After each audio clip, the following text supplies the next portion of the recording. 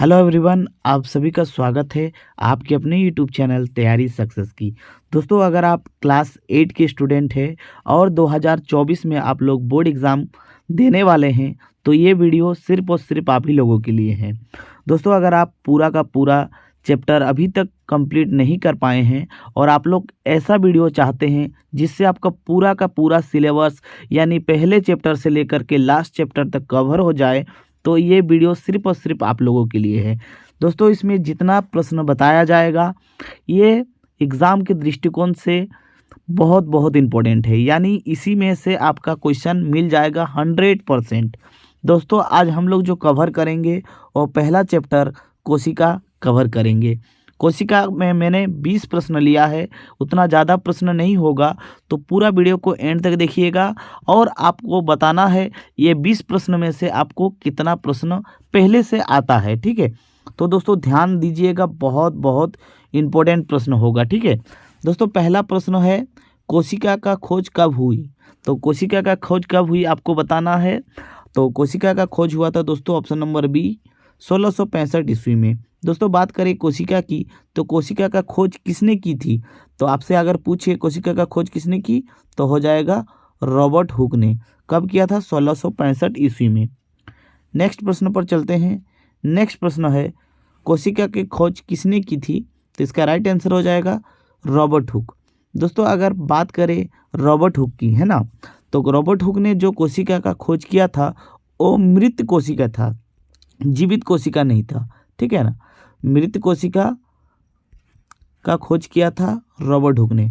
और अगर आपसे पूछे कि जीवित कोशिका का खोज किसने किया था, तो याद रखिएगा लेवन हुक ने किया था जीवित कोशिका का खोज। यानी इसी प्रश्न में आपको दो टाइप का प्रश्नों कवर हो गया।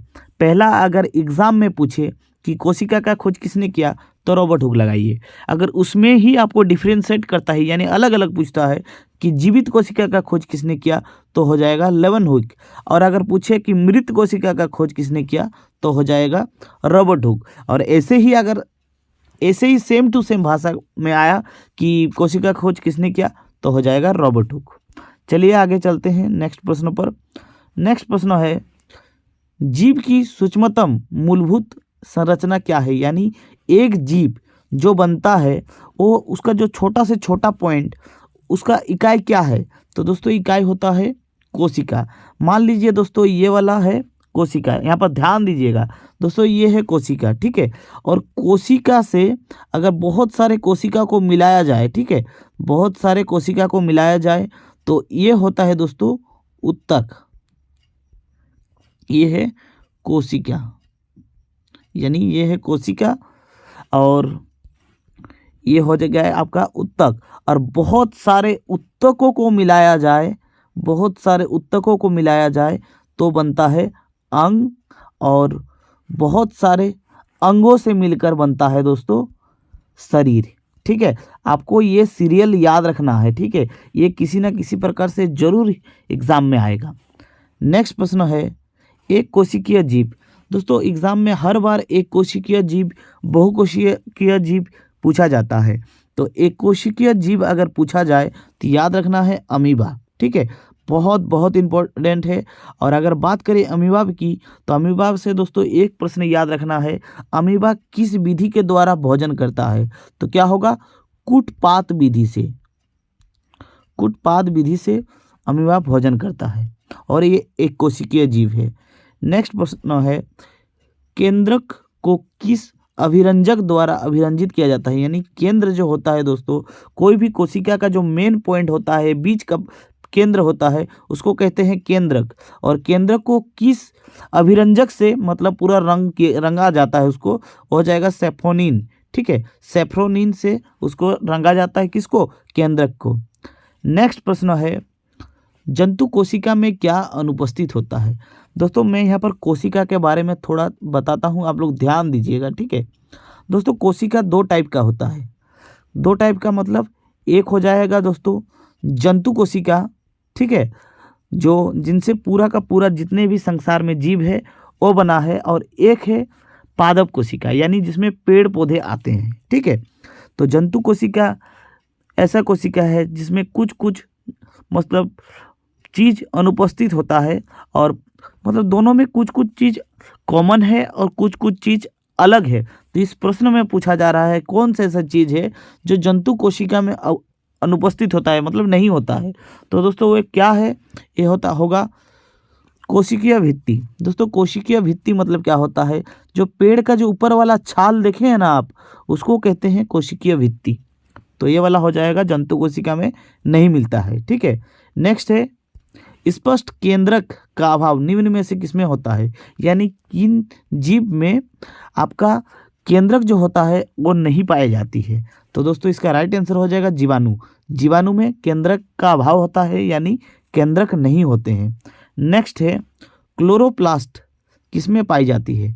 तो दोस्तों क्लोरोप्लास्ट का मतलब क्या होता है, कलर। ठीक है, तो आप लोग खुद बताइए, क्या इंसान हर कलर का होता है क्या, लाल नील हरा, ये सब नहीं होता है।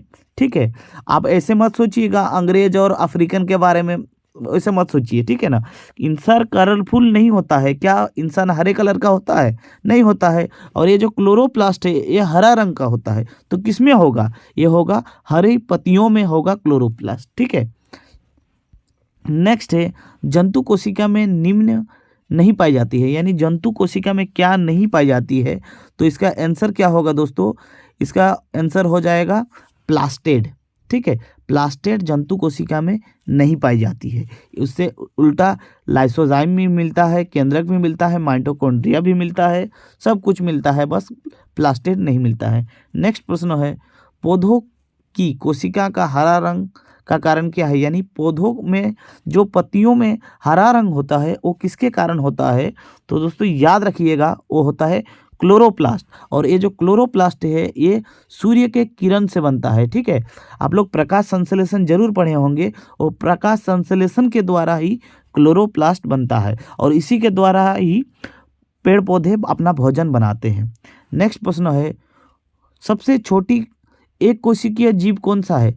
तो सबसे छोटी एक कोशिकीय जीव हो जाएगा माइक्रोप्लाज्मा। ठीक है, और सबसे बड़ी कोशिका हो जाएगा शत्रुमुर्ग का अंडा। याद रखना है, वेरी वेरी इंपॉर्टेंट। नेक्स्ट प्रश्न है कौन कोशिका का ऊर्जा संयंत्र माना जाता है, यानी इनमें से कौन सा ऐसा चीज है जिसे ऊर्जा का संयंत्र यानी पावर हाउस कहा जाता है। तो पावर हाउस किसको कहा जाता है, माइटोकॉन्ड्रिया को कोशिका का पावर हाउस कहा जाता है। दोस्तों माइटोकॉन्ड्रिया में एक ऊर्जा बनता है, और ऊर्जा से ही हम लोग का शरीर पूरा चलता है, और उस ऊर्जा को कहा जाता है दोस्तों एटीपी। और एटीपी का फुल फॉर्म भी आपको एग्जाम में देखने को मिल सकता है, याद रखिएगा एडिनोसिन ट्राइफॉस्फेट। क्या बोले, एडिनोसिन ट्राइफॉस्फेट। ये माइटोकॉन्ड्रिया में से जो ऊर्जा निकलता है उसका नाम है। ठीक है, नेक्स्ट प्रश्न है पादप कोशिका में क्या नहीं होता है, यानी पादप मतलब पेड़ पौधे में क्या नहीं होता है। तो याद रखिएगा दोस्तों ये जो लाइसोजाइम है ये नहीं होता है। दोस्तों स्पेशली जो लाइसोजाइम है उसका काम क्या है, जो कोशिका होता है ना उसको मतलब खत्म करना उसको। नेक्स्ट है कोशिका में गुणसूत्र कहाँ पाई जाती है। तो दोस्तों कोशिका का जो गुणसूत्र होता है एक केंद्रक में मिलता है, और केंद्रक कहाँ होता है, पूरा का पूरा सेंटर में। ठीक, नेक्स्ट प्रश्न है निम्न में कौन पादप अभिरंजक है, यानी पादप मतलब पेड़ पौधे को रंगने वाला कौन होता है, ये भी सेफोनीन होता है रंगने वाला। तो कभी भी अगर अभिरंजक वाला शब्द देखते हैं आप तो सेफोनीन लगा दीजिएगा, 100% सही होगा। अभी दोस्तों नेक्स्ट प्रश्न है कोशिका कितने प्रकार की होती है। तो अभी मैंने कुछ देर पहले बताया कोशिका 2 प्रकार की, कौन कौन सा, पादप कोशिका और जंतु कोशिका। नेक्स्ट प्रश्न है निम्न में किस कोशिकांग को आत्मघाती की थैली कहा जाता है, आत्महत्या का थैली यानी सुसाइडल बैग कहा जाता है। तो दोस्तों सुसाइडल बैग किसे कहा जाता है, लाइसोजाइम। और कोशिका जो जिनका मृत होने का मतलब मृत्यु का अवस्था आ जाता है वो कहाँ मरता है, लाइसोजाइम में। ठीक है, याद रखिएगा, बहुत बहुत इंपॉर्टेंट, वेरी वेरी इंपॉर्टेंट है। कोशिका की आत्मघाती थैली किसको कहा जाता है, लाइसोजाइम को। नेक्स्ट प्रश्न है कोशिका में कोशिका द्रव्य के बीच खाली संरचना को क्या कहा जाता है, यानी जब हम लोग कोशिका देखते हैं उसके संरचना तो देखिएगा बीच बीच में से फांका दिया रहता है, उस फांका जगह को क्या कहते हैं, उस फांका जगह को कहते हैं रिक्तिका। दोस्तों याद रखिएगा रिक्तिका कहा जाता है फांका जगह को। ठीक है, नेक्स्ट प्रश्न है, एक जेली जैसी पदार्थ जो कोशिका में पाई जाती है उसे कहते हैं।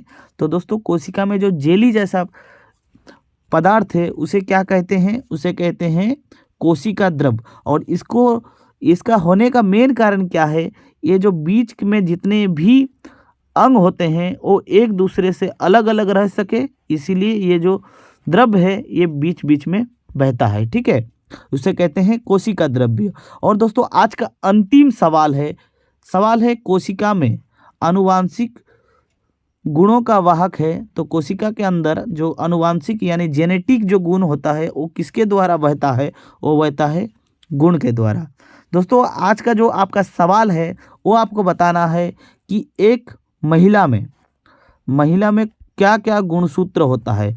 मैं एक ऑप्शन देता हूँ, XX, बी देता हूँ XY, सी देता हूँ YY और डी देता हूँ इनमें से सभी। ठीक है, क्या बोले? इनमें से सभी।